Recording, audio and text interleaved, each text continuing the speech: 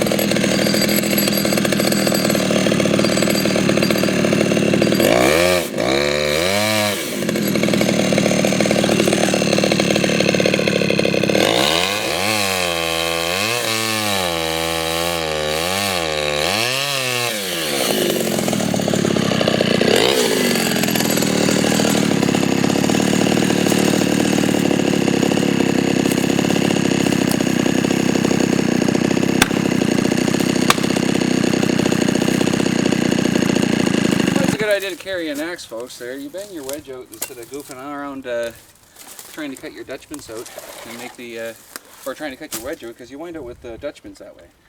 And now I see what's going on. I can just clean up the Dutchman and send it. Alright.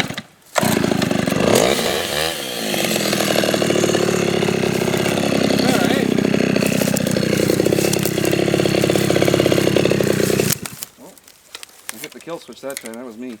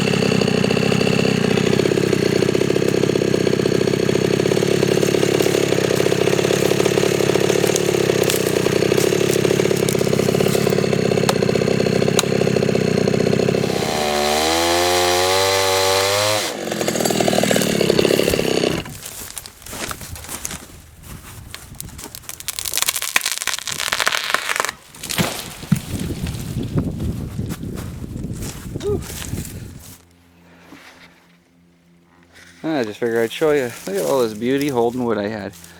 You know, some of you might think I'm a dummy or whatnot for cutting up my wedge there, but I mean, I'll cut up a $5 wedge or a $3 wedge or whatever the heck it is.